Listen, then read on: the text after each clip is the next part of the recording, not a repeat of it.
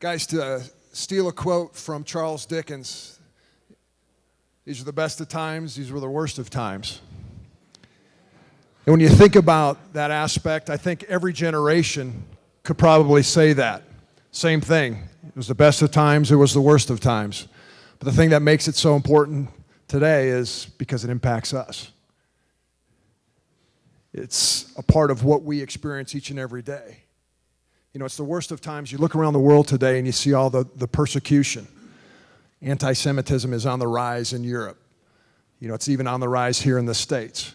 Christians are being persecuted, martyred at accelerated rates where, you know, ISIS or ISIL or IL or whatever you want to call them, they're crucifying, tormenting, torturing, raping, pillaging whole communities of Christians, selling them on the black market, harvesting organs. I mean, it's just the atrocities are there. But it's also the best of times.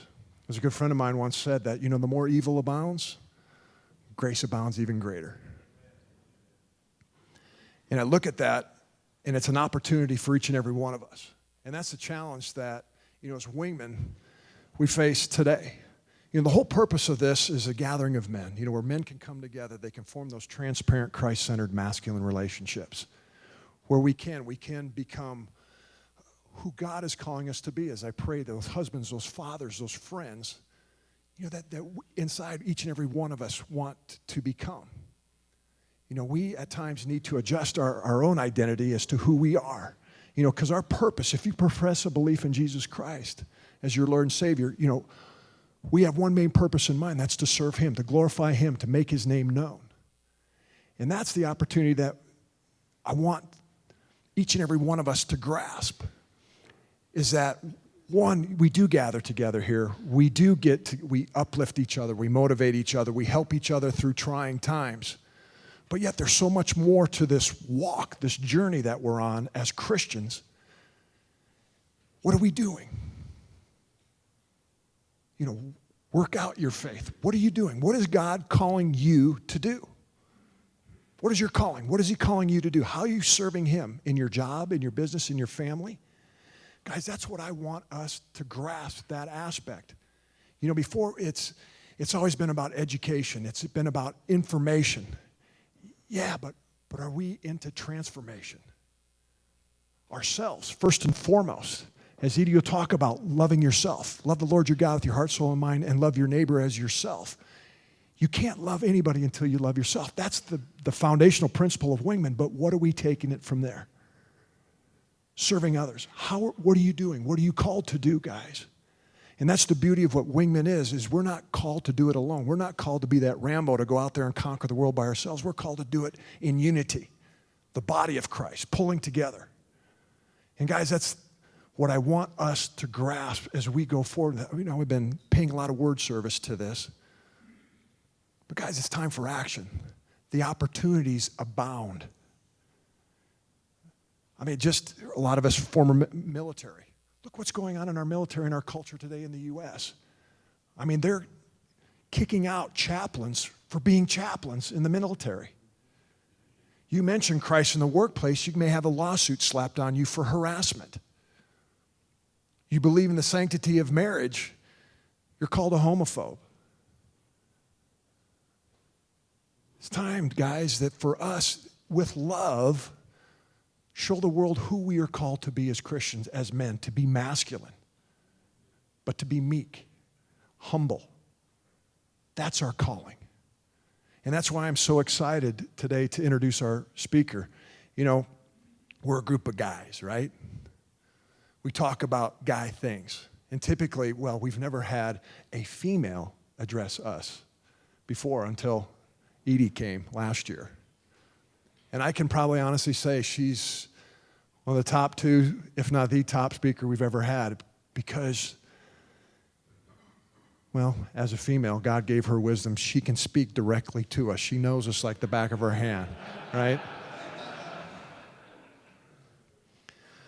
But her experience is what I appreciate so much about her, is that her life, the horror, the barbarity, the evil that she faced what she decided to do with that pain. Not to wallow in pity and sorrow and anguish, but to take it and to utilize it, to forgive, to love, to encourage. And those are phenomenal lessons that each and every one of us need to grasp and need to hold on. And it puts our life in perspective pretty quick.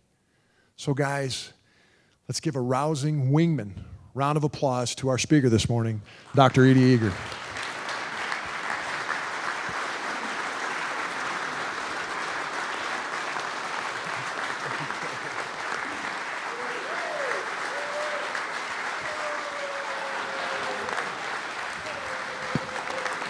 Hello.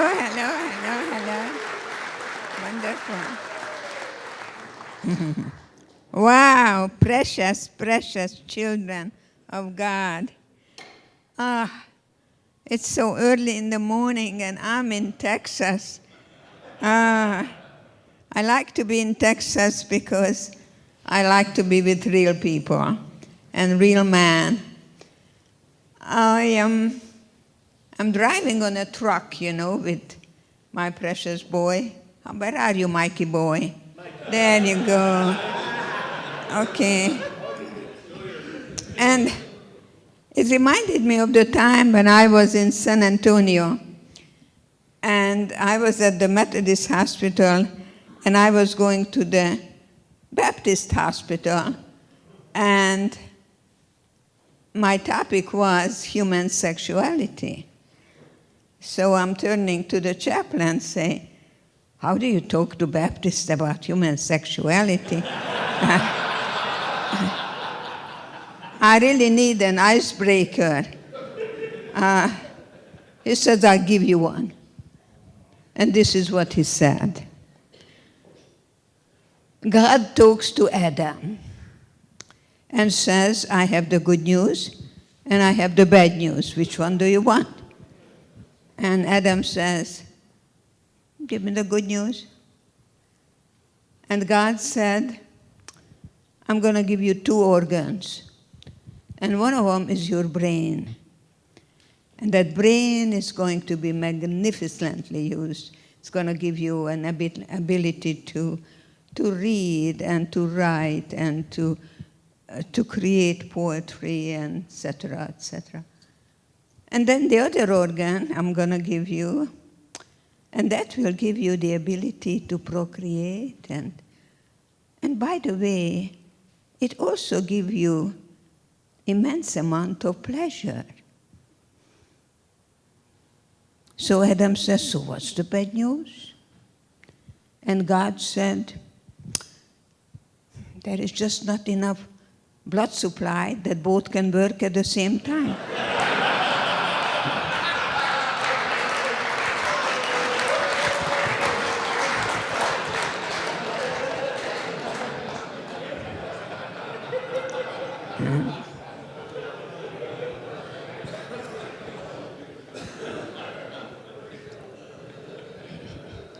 Come here so I can hug you, really. This is really the man with the words, brilliant words. I thank you so much for this beautiful talk and the introduction and the work that you do. And what a wonderful, come here, Mikey boy, too. Come. Yeah, you. All these guys dressed up. Children don't do what we say. Children do what they see. They can spot a phony in no time at all. And I think these are those wonderful role models to you, what a man is. And I thank you so much for being such good role models, and thank you so much for committing yourself to these wonderful little angels. So give them, yeah, I love you. Thank you. Wow. Here I am.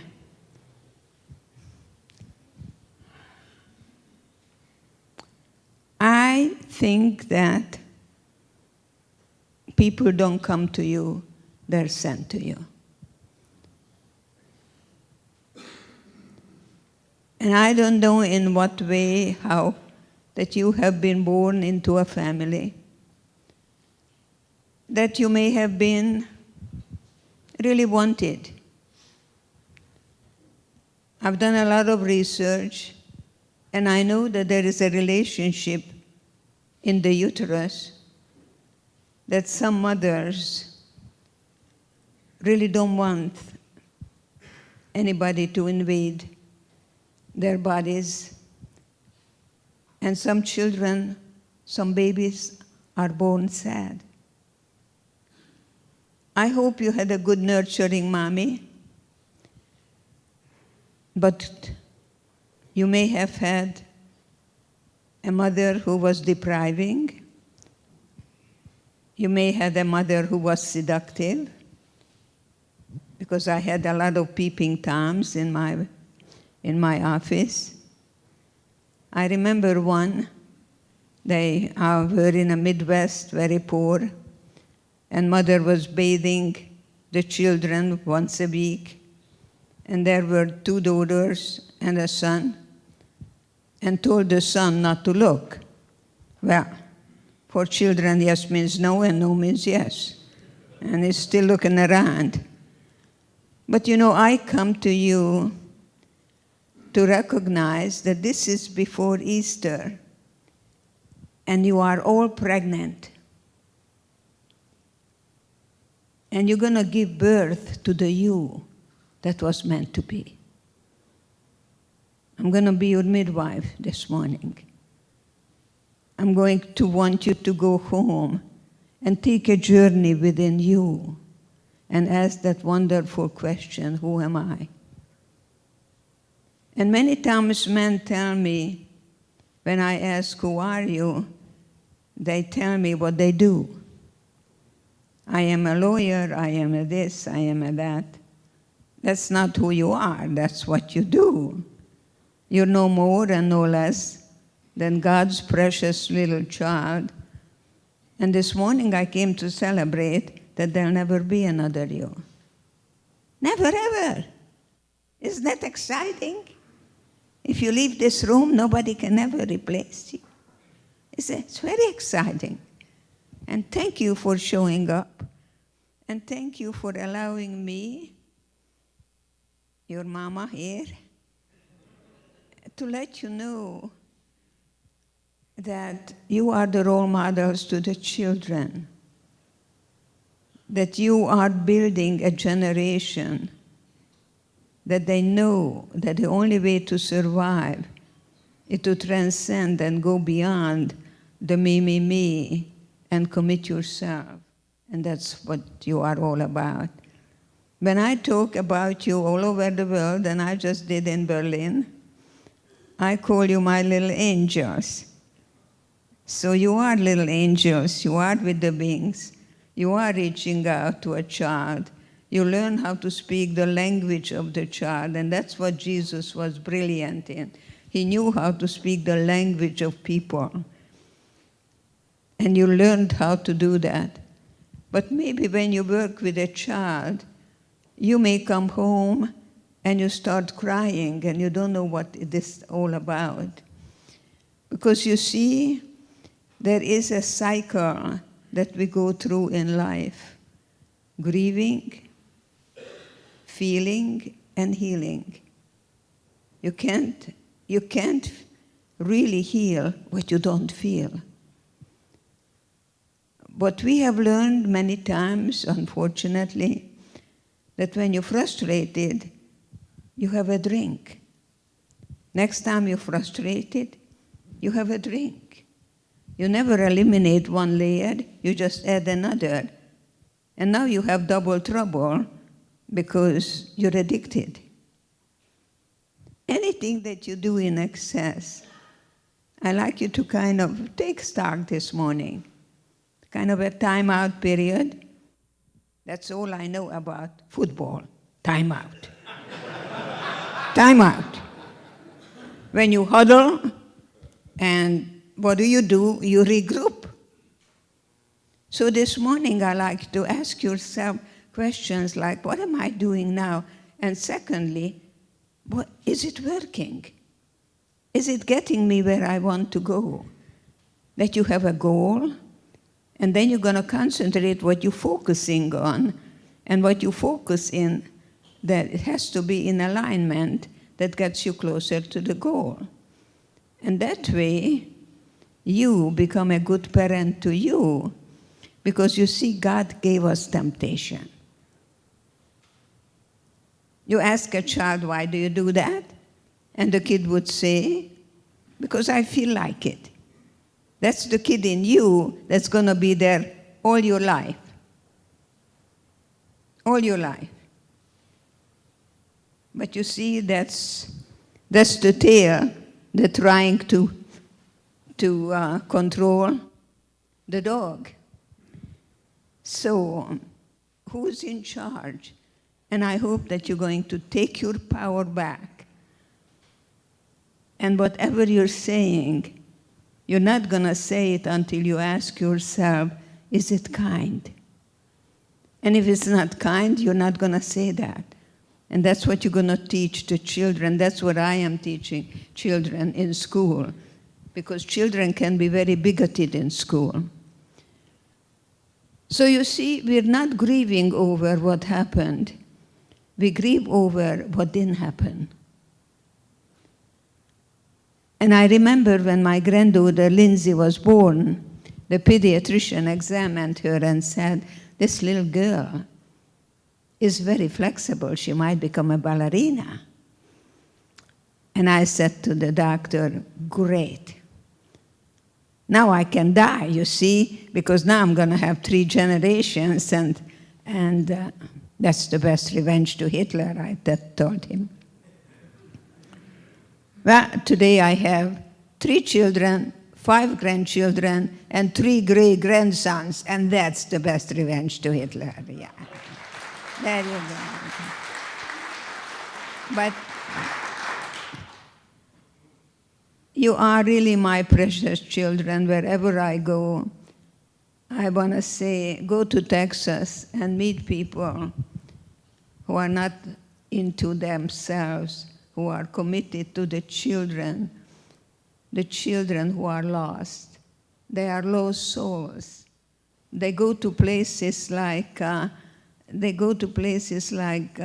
white supremacy group and the KKK, and God knows where they're going, to some charismatic leaders or the Moonies, and they sell a rose in San Francisco. Go to Texas and meet the Wingman. And that's who you are, the Wingman, the man with the wings. Yes, yes, yes, yes. Well, I think I told you last year that such a 14-year-old boy came to my office, and the little boy was telling me that he's a boot boy. Did I tell you about the boot boy? Well, you weren't there. Okay, precious. One more time, because it's very important. God sends people my way. The boy said to me that I'm a boot boy. Didn't know what he was talking about, but yes, he had a pair of boots, brown boots and a brown shirt. Okay. I usually give people, I studied with Carl Rogers, I give everybody a very positive regard just because you're human. And so after a while, he put his elbow on my desk, and this is what he said, and I quote, "Hey, Doc, it's time for America to be white again. And I'm going to kill all the Jews, all the niggers, all the Mexicans, and all the Chincos." What do you think I did? I'm going to tell you about Jesus. I'm going to tell you about unconditional love. If I would have reacted See, when you react, you don't think. You shoot from the hip. And you can get killed in a bar. If I would have reacted, I would have said, hey, you snapper, who do you think you're talking to? You know, I saw my mother going to the gas chamber. But I'm turning to God. I say, God, what is this? I know you send people my way. I don't know. And God said to me, find the bigot in you. So I moved myself a little bit on the side so his energy would kind of go sideways rather than in my purse. And I'm talking to God and I say, it's impossible, God, because, you see, I came to America penniless. And I worked in a factory. And I always went to the colored bathroom.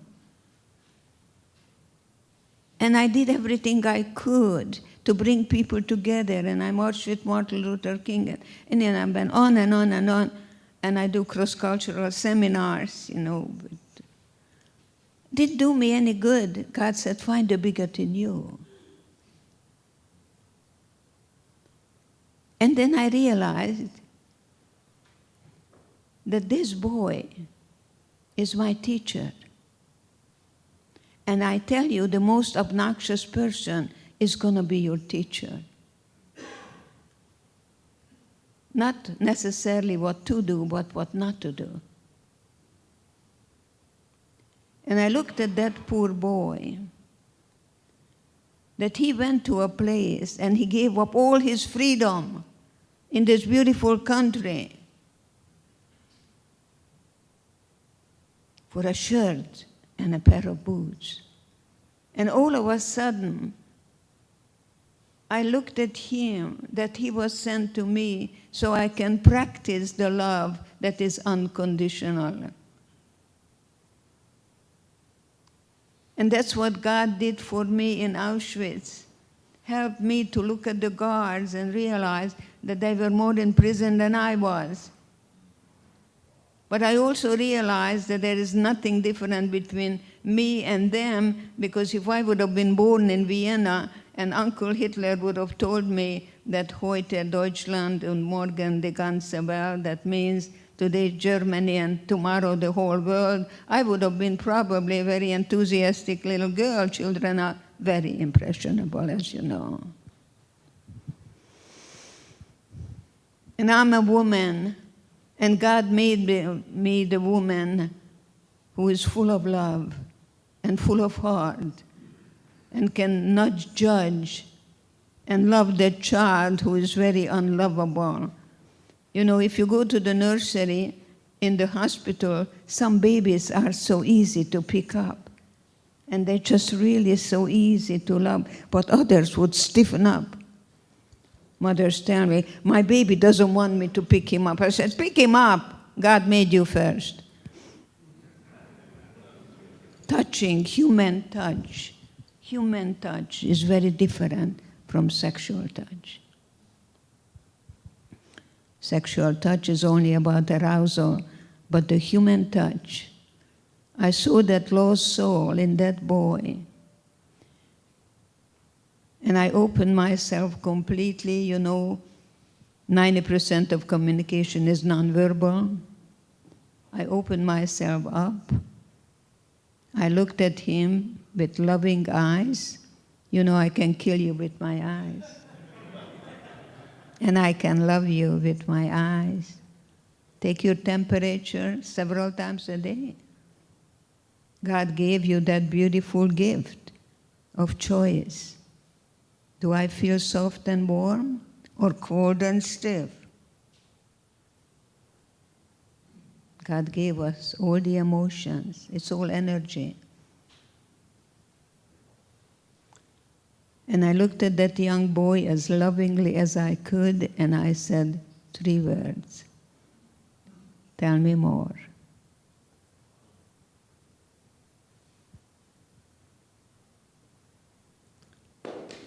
Love is about time. T-I-M-E, 4-letter word. It's about time. You're the one who gives the time. And you know what? People will tell you what's ailing them. If you just say, tell me more. Really? I really want to know that. And just, how can I love you more? That's what you tell your wife when she's angry, rather than, what's wrong with you? Sometimes men come home and they kind of start examining things and asking why questions. Why is the door open here? And why is that?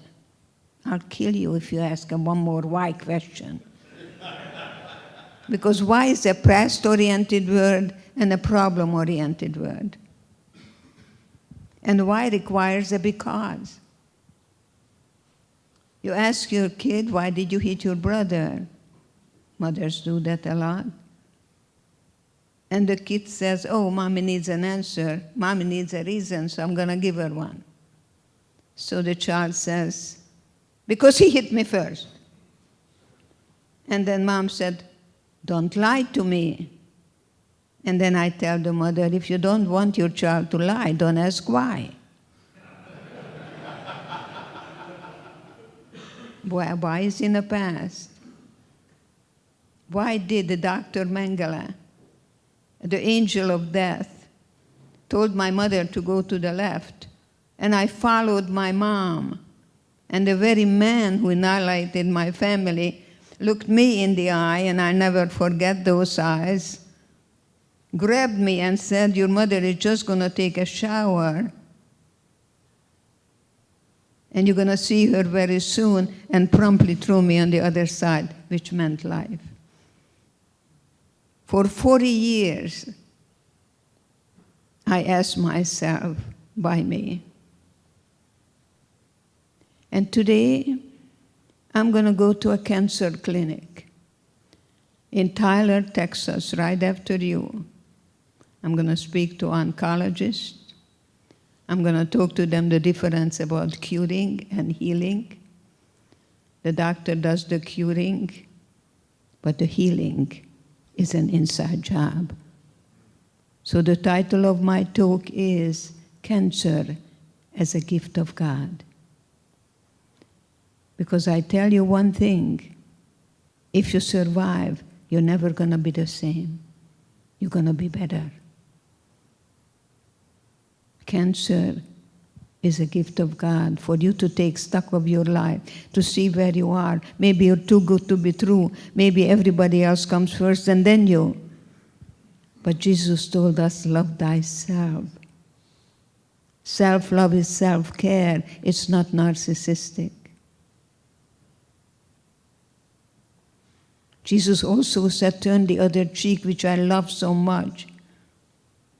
Because he didn't tell you to go back and continue doing what is familiar to you, which we have a tendency to do, because anything new is scary, and we have the fear of the unknown.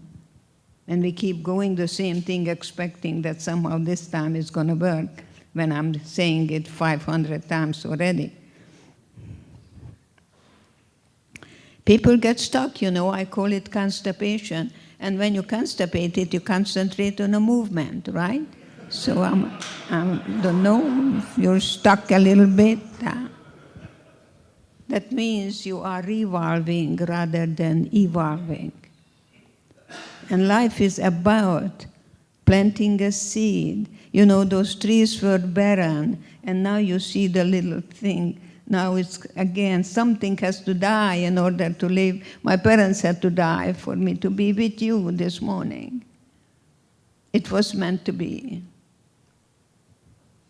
So going back, as I began to tell you about when little Lindsay was born, she did become a ballerina.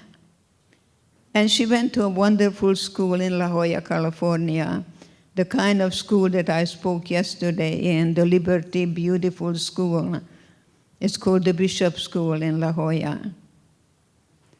I don't know how much does it cost in your school, but it's about $30,000 at Bishop's. So she came to me and said, Grandma, would you please buy me a dress so I can go to my dance? I'm the biggest sucker you ever lived and found. I buy Lindsay the best dress. I think it was a Laura Ashley, one of those, designer dresses. And I come home, and out of the blue, I'm crying. And I'm not understanding, why am I crying? You see, you men have a different cortex. You want to understand things. Your wife gives you a problem and you want to give her a solution. She doesn't want a solution. You're a fix-it man. You want to fix things. Yeah, you're built that way. You see, that's why we call you thick-headed. A lot of the time. You see, my precious? And in the English language, if you want to feel feelings, I had a general in my office, and this is what he told me. He said to me, I can control 28,000 people in a military, but when I go home, I can't control my wife, who weighs 100 pounds. If I would have told, you are angry, he would have said, no, I'm not. So I'm very clever, and I say, if you want somebody to feel and bring him from here to the heart, all you have to do in English sounds like, and then throw in a feeling word. It doesn't matter. You can be out in left field, they'll correct you. It sounds like you're sad or mad or glad or scared. There are not too many feelings. Just throw in one of them. And that's what I did. Sounds like, sir, you're angry about it. He got up, he said, what do you mean I'm mad as hell? See? That's how we women operate. Because somehow God gave us not just information or education, but wisdom. And you have that wisdom, wingman. You come in and allow people to feel any feelings without the fear of being judged.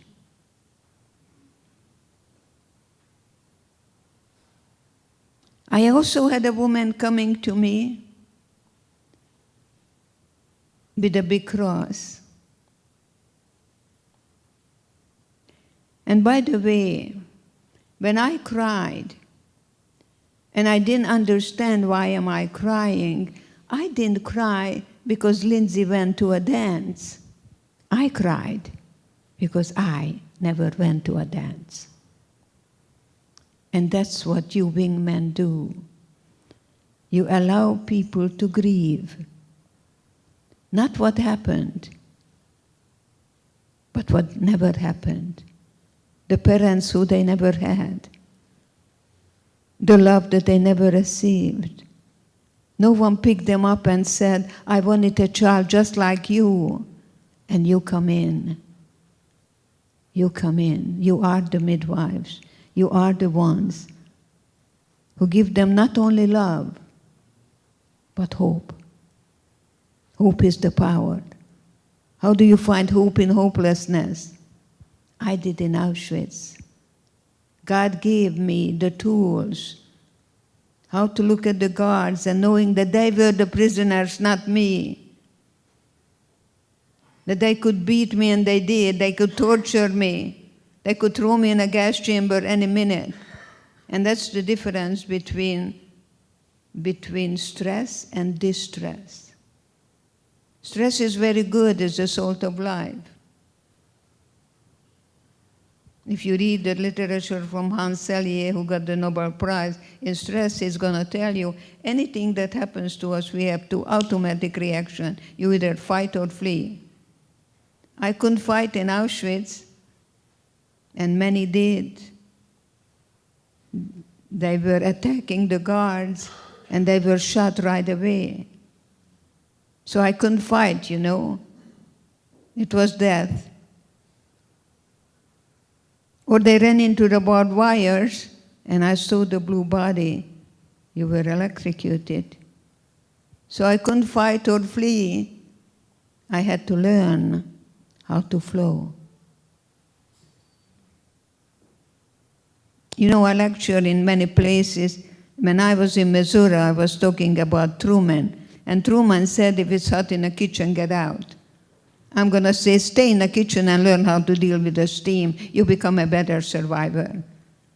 And that's what I learned in Auschwitz. Every day I said to myself, if I survive today, God, then tomorrow I'll be free.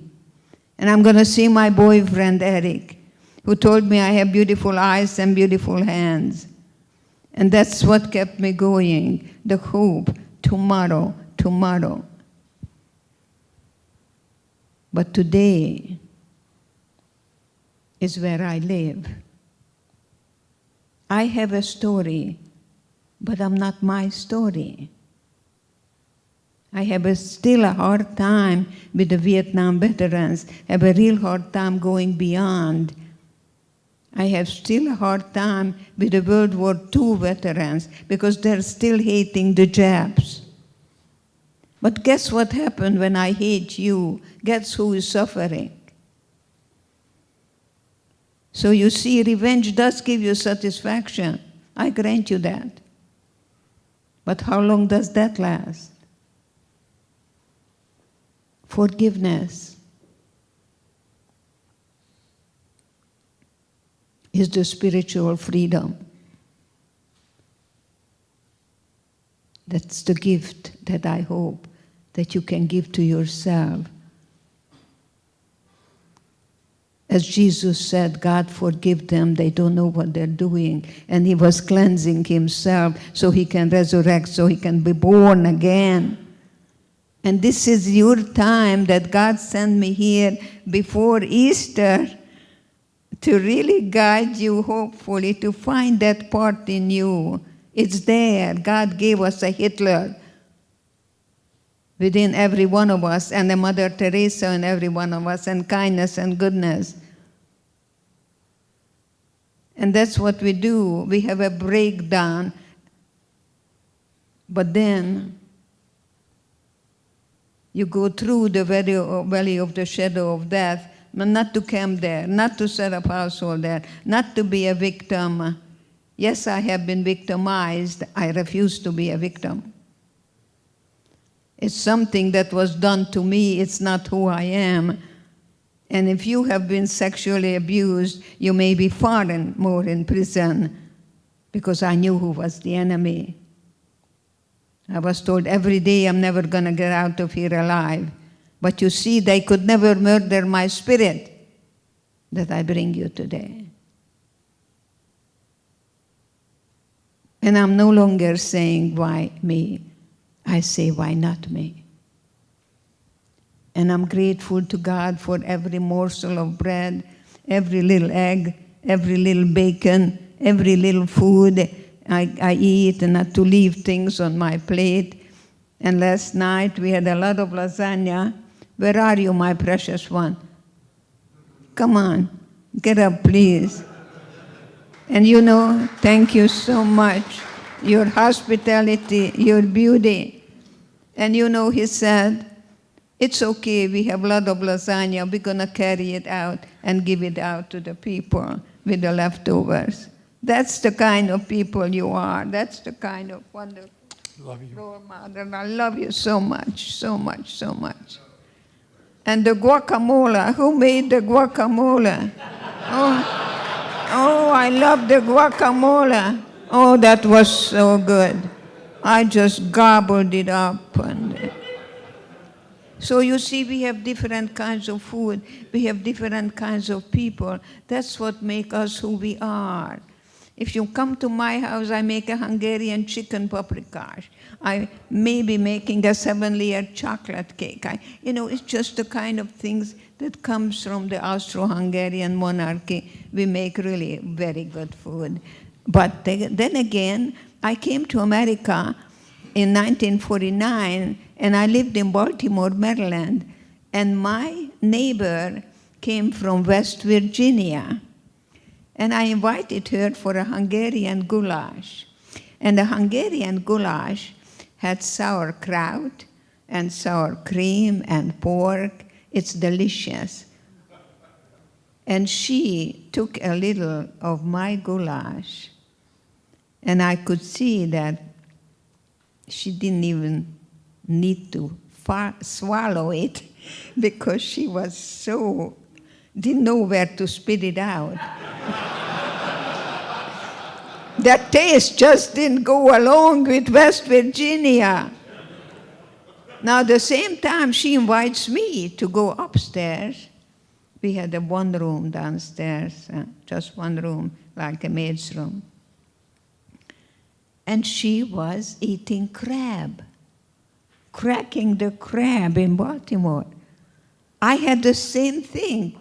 Today I love crab and I love crab cakes and everything, but that taste just did not go along with my taste. But the more you open yourself up, that's why I say, don't call me shrink, call me stretch. And so this morning, I'm hoping to stretch a little bit, that you don't go and say, oh, that's me. Well, who is the you? Who is the who is the real you? The real you is beautiful. And many of us give up that real you for a formula. You know that firstborn children, excuse me, my son-in-law got the Nobel Prize in economics in 2003 when I was in Stockholm. I did some research, and guess what? Most of the Nobel Prize winners are either firstborn children or only children. Now, if you're a firstborn child and you marry a firstborn, guess what? You can have a power struggle. You're going to have two bosses, yeah? Or two alpha males get together. Watch out. Now, the middle children are peacemakers. Are you a peacemaker, a middle child? You want everybody to get along with everybody else? And you know how we call the youngest child in a family? Charming manipulators. Especially a little girl goes to daddy and sheds a tear. Call it water power. Daddy, and daddy just melts. The most important relationship for a girl is with her dad, not with her mom. It's very, very important. One of the questions I may ask you, when did your childhood end? If your father was an alcoholic, chances are that he is the one who needed to be taken care of him. And you didn't have a daddy who tucked you in at night and told you a story. He was maybe out somewhere and your mommy asked him to go and fetch and find daddy. And you ended up taking care of your mom. Get it clear. Get it clear. When did your childhood end? You may never had a childhood. You may grieve over the childhood that you never had. It's okay. You grew up. But now, are you a good parent to you? Because temptation is here to stay. God gave this to us. You know why? So you can practice the freedom of choice. I can't is not in my vocabulary. I can't help it, you know. That cake was so wonderful. And I know I have diabetes, and I know it has 10,000 calories. But you see, there is a voice in me who says, oh, the hell with the doctor. Why don't I just have it tonight? Besides, nobody's going to find it out, you know. Pay attention to your internal dialogue. It changes your whole body chemistry. The way you get up in the morning and you go to the bathroom and the way you talk to yourself can change your whole body chemistry.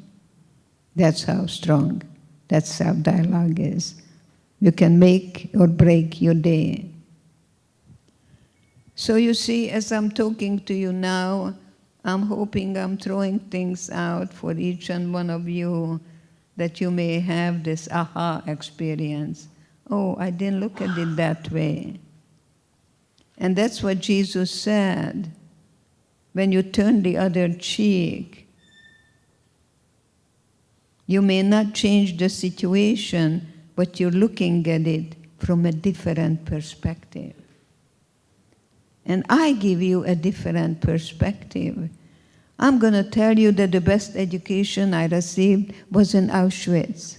And God put me there so I can be here with you this morning to telling you that everything is an opportunity, not to recover, but to discover. So take a little archaeological excavation about your life. When did your childhood end? That you're grieving over the childhood you never had, but now you can give to you now that you didn't get it then, and give it to those children who come your way. The other question I'm going to ask you that may be also interesting, would you like to be married to you? Think about it. Think about it. Are you a good lover?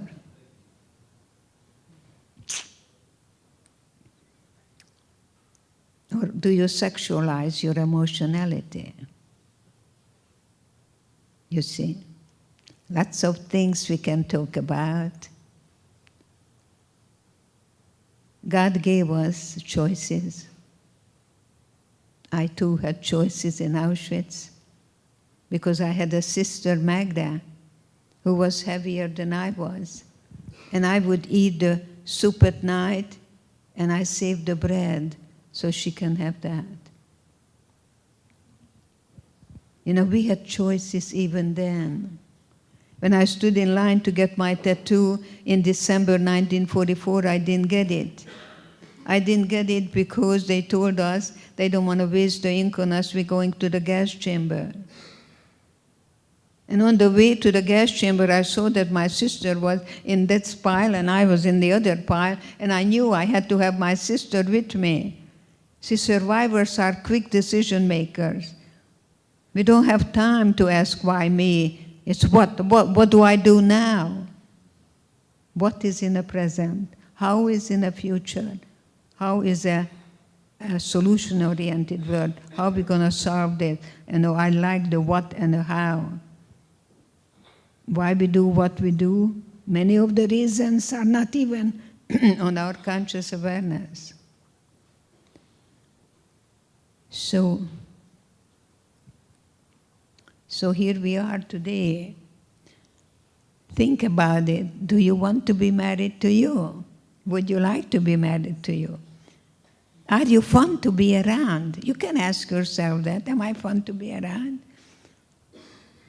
All those questions. It's not the answers at the questions. If I do this, is it going to give me a few minutes of pleasure, but I may pay for it in a lifetime? See, a temptation is here to stay. If you do anything in excess, you may be depressed. Because in depression, you either eat too much or eat too little, or sleep too much or sleep too little.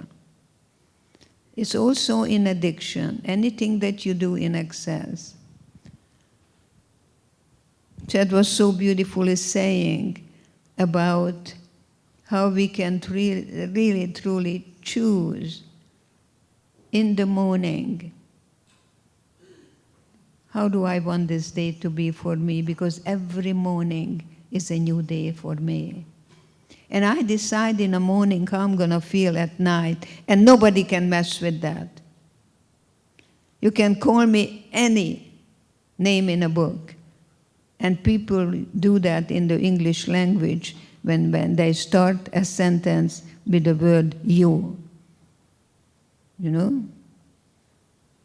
You really are hurting me, and you give me a headache, and you make me feel bad, and you. So when you say you, because I heard that in Auschwitz, that you are subhuman and you are cancer to society. Yes. And you're never going to get out of here alive. The only way you're going to get out of here is as a corpse. And I'm here to tell you, because God had a plan for me.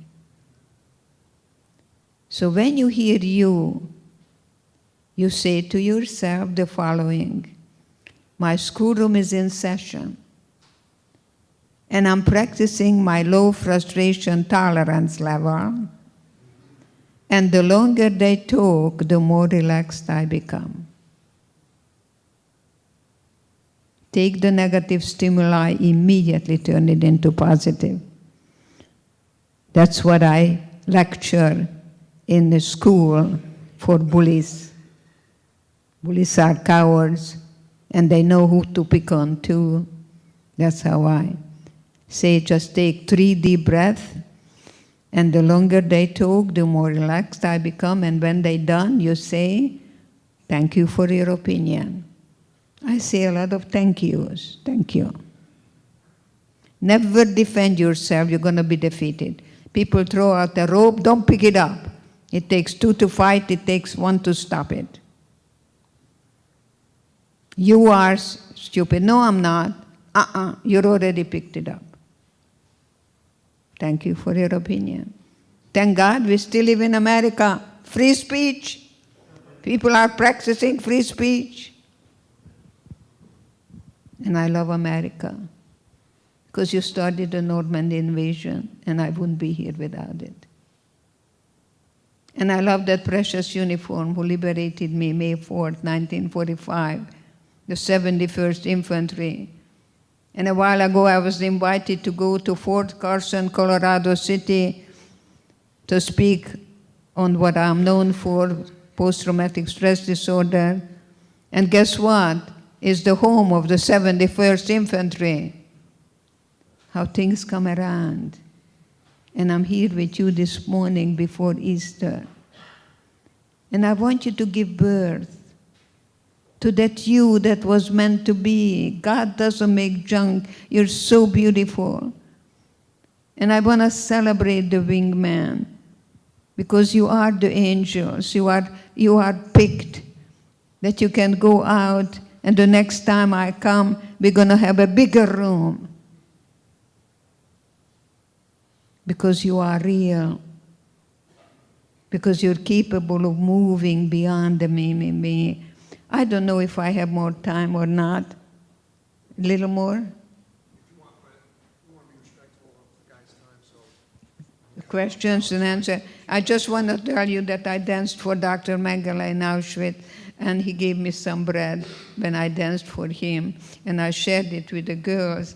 And when I was going through to the death march from Mauthausen to Gunskirchen, when you stopped, you were shot right away, and the girls that I shared the bread with came and they carried me so I wouldn't die. You see, honey, that's why I'm here. That if you were just for yourself, you didn't make it then. Yeah, I can talk 3 more days nonstop. And so I love you so much. And I'm so, so grateful to God that saved me so I can serve others. And I know I'm going to be very happy on my deathbed that I gave the opportunity for people to practice those choices, that to serve others. I'm going to be so satisfied knowing that I met the Wingman, that I also am celebrating the beautiful gift of God, the gift of memory, that my parents didn't die in vain. More. Thank you. Thank you.